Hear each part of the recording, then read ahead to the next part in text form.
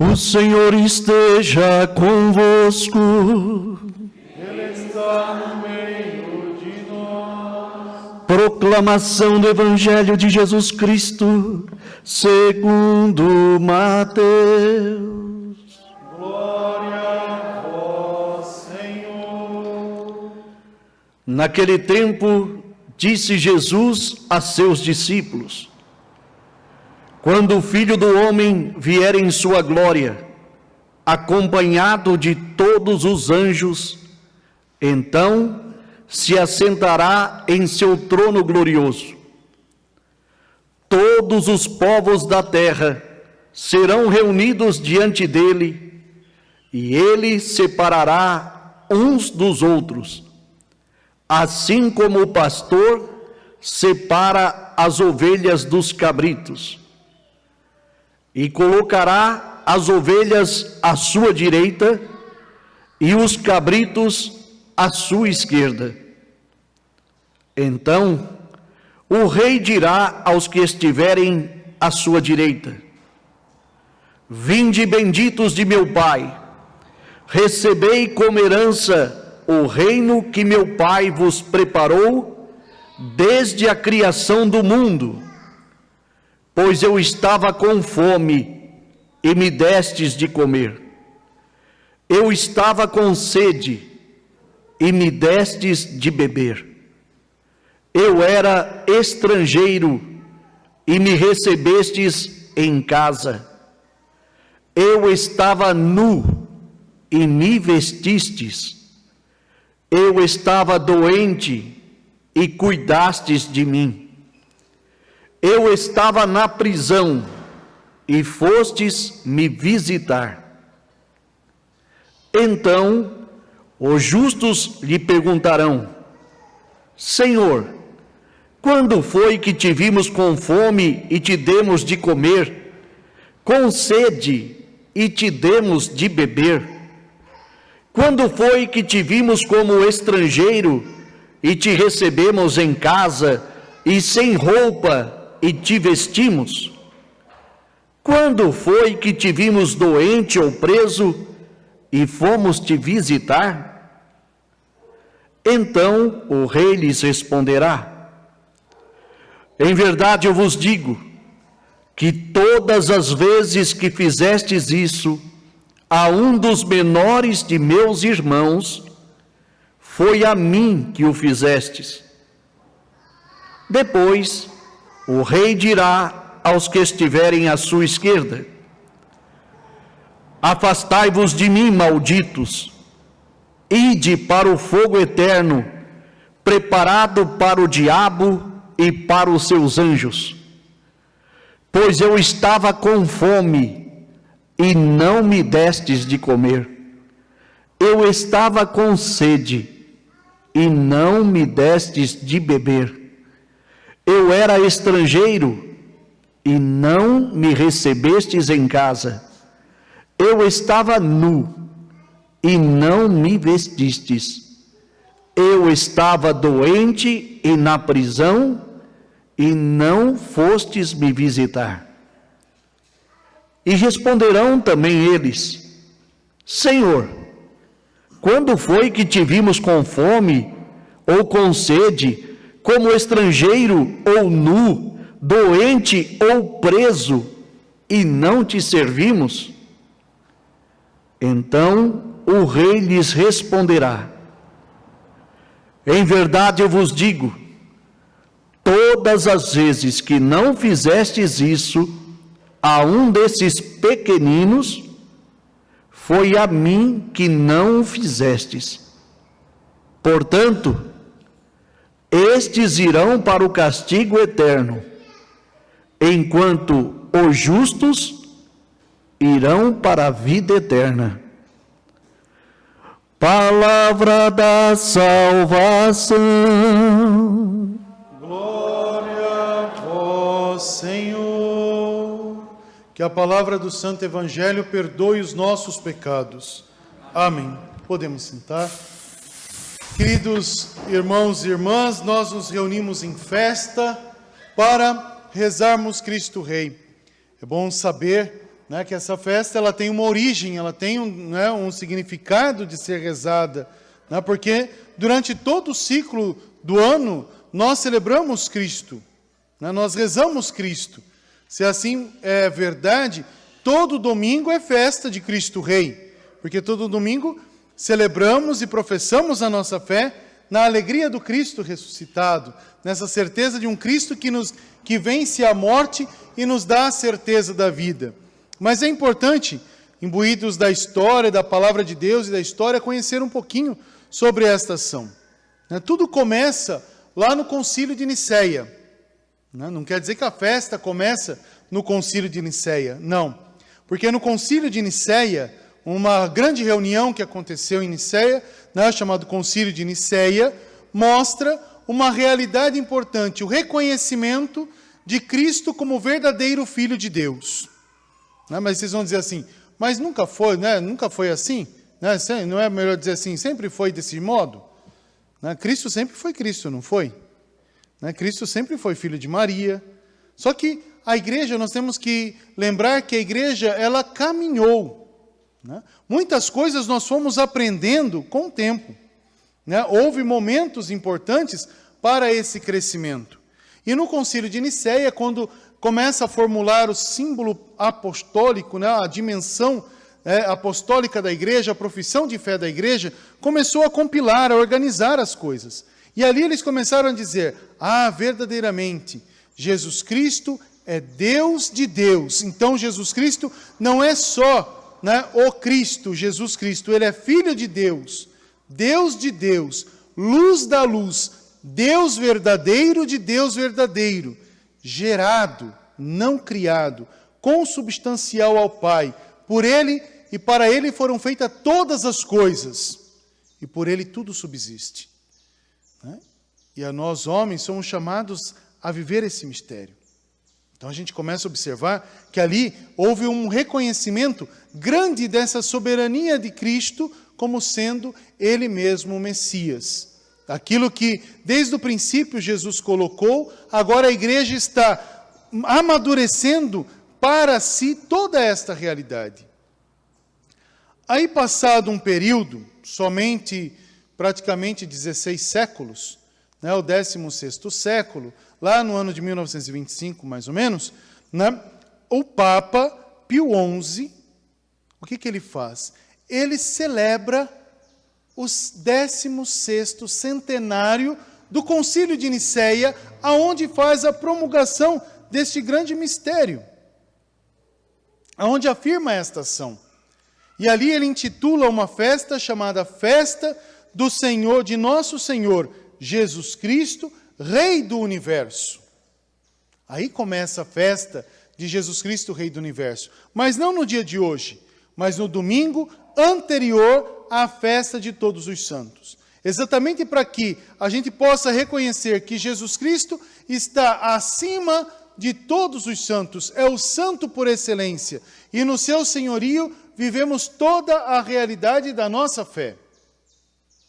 Assim foi caminhando até 1965, quando tem toda a reformulação da igreja. A gente lembra, isso não é do tempo de vocês, lógico, é do meu tempo, a gente rezava a missa de costa, rezava em latim a missa, rezava em latim, quando você chegava na igreja, lembra? Não, vocês não lembram porque não é do tempo de vocês, mas a igreja tinha vários altares, vários altares dentro da igreja. Isso quer dizer que os padres, eles entravam, tinha um celebrando no altar principal, o outro padre podia começar a missa ali, o outro lá, o outro lá, o outro lá, um lá na sacristia que tinha o altar também. Então, poderia ter várias missas ao mesmo tempo na mesma igreja. Se você vai na igreja antiga, por exemplo, na igreja do Carmo, na ordem primeira, na ordem terceira do Carmo, você vai ver esses altares, E esses altares mostram que isso aqui é antes do Concílio Vaticano II, aonde se celebravam várias missas. Então, a pessoa que chegava lá, quem tinha mais estudo, sabia o latim, porque o latim se aprendia na escola. Quem não tinha a oportunidade de aprender o latim na escola, logo não ia aprender a falar latim. A missa era feita em latim. Aí o que acontecia? Isso no meu tempo. A gente chegava na igreja com o terço na mão. Você pode ver as pessoas da minha época, né? Por exemplo, não da época de vocês, mas o pessoal da minha época lá para trás, até hoje, quando vai na igreja, vai com um tercinho na mão. Né? Vai com um tercinho na mão, porque na hora da homilia, porque até então parava para escutar a oratória. Mas durante toda a missa, o que fazia? Rezava o terço, porque não sabia o latim. Então a gente vê uma parte histórica dentro da ação da igreja. O Concílio Vaticano II, ele reformulou toda a liturgia, ao chegar ao ponto dessa que nós celebramos hoje, aonde o padre deixa de estar de costa para a comunidade e passa a estar à frente, né, da comunidade, sempre olhando o mistério da cruz. E aqui celebramos a Eucaristia na língua vulgar. Então, a língua de cada país, a língua de cada grupo de pessoas, então a gente pode rezar a língua no nosso próprio idioma. Né? Rezamos a missa no nosso próprio idioma. Aí a gente vai dizer assim, puxa vida, agora a gente está entendendo mais a missa. Porém, a festa de Cristo Rei era colocada, como eu disse, lá no domingo anterior à festa de Todos os Santos. Como nós falamos de um calendário litúrgico, então nós temos um calendário católico. E o nosso calendário termina essa semana. E a última festa celebrada, aí eles falam assim, precisa dar um título para essa festa. Aí o Papa pega a festa de Cristo Rei e muda para o último domingo, né, do tempo comum. Então, 34º domingo do tempo comum é a festa de Cristo Rei. Então, nós começamos o calendário da igreja na expectativa do nascimento do menino, que é rei, né? Ali a gente já sabe que Jesus Cristo é rei, e a festa termina com a exaltação do ressuscitado, mesmo menino, glorioso vencedor da morte, rei do universo. Então, o senhorio de Deus. Agora, esse senhorio de Deus perpassa numa dinâmica de pastoreio. Por isso, o Cristo é chamado de pastor.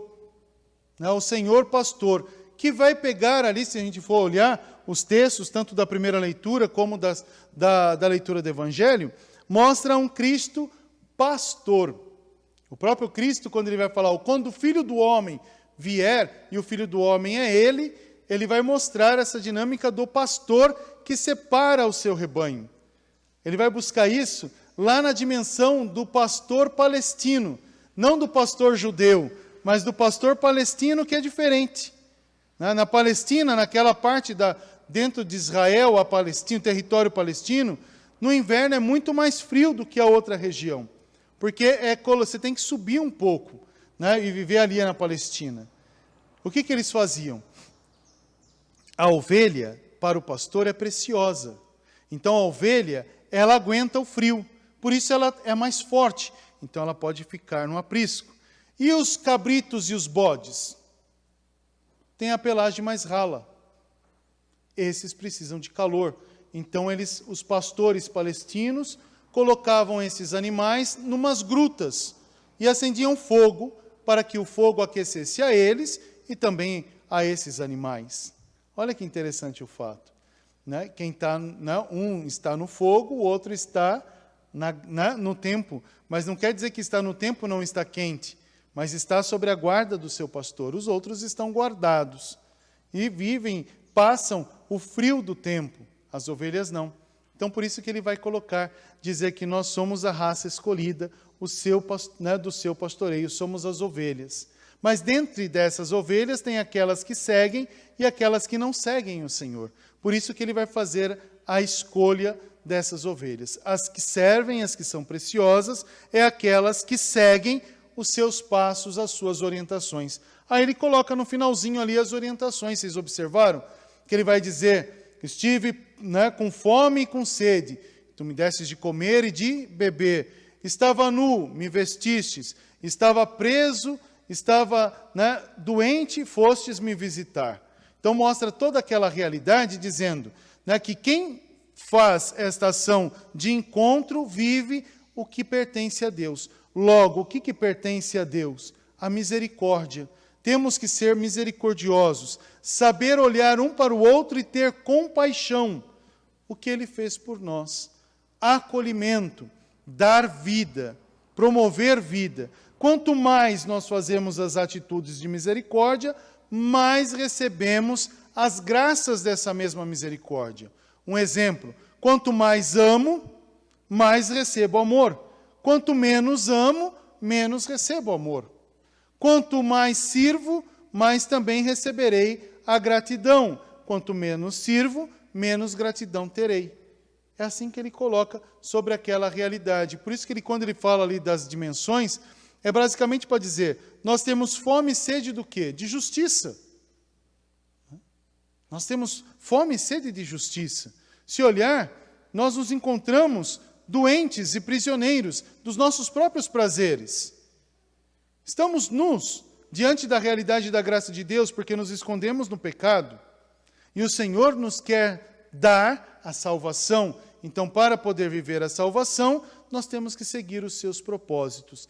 Amar e fazer amar a Deus todas as pessoas. Levar esse amor adiante. Ter o outro como presente de Deus, prioridade de Deus. E saber servir, se colocar a serviço do outro. Rezar um pelo outro.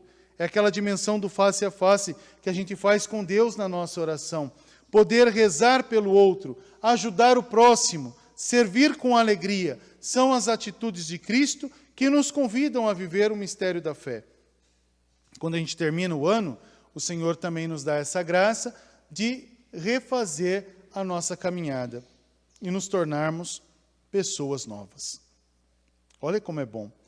Então, logo, celebrar Cristo Rei não é só lembrar que terminou o ano litúrgico, não é só lembrar que hoje a gente tem que exaltar Cristo Rei. A gente tem que exaltar o Cristo todos os dias do ano, porque todo domingo é festa de Cristo Rei. Mas o que o nosso Senhor nos ensina nessa liturgia? Que a gente tem que saber, no Cristo, celebrar o amor, celebrar a unidade, não a desigualdade, a unidade na pluralidade desses dons e carisma de tudo aquilo que temos e tudo aquilo que somos.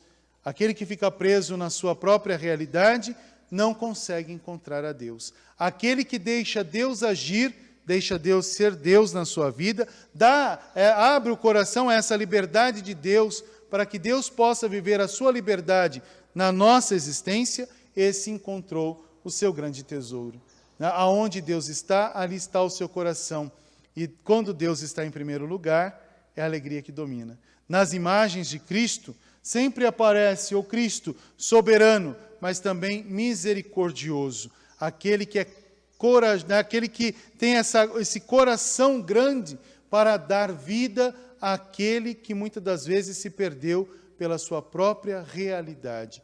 Que o Senhor nos conceda a sua graça e a sua paz, e que hoje, celebrando o Cristo Rei, possamos verdadeiramente pedir ao Senhor: venha renovar a nossa vida, venha renovar a sua casa, Senhor, venha renovar a sua igreja, como nós ouvimos na segunda leitura, venha nos trazer essa certeza de um Deus que mexe e remexe todo o nosso ser, a nossa existência, e nos faz pessoas novas. Somos e devemos, não só somos, mas a nossa missão é ser Cristo para o outro, a alegria de Deus aos irmãos, aonde Ele quer que assim estejamos. Louvado seja o nosso Senhor Jesus Cristo.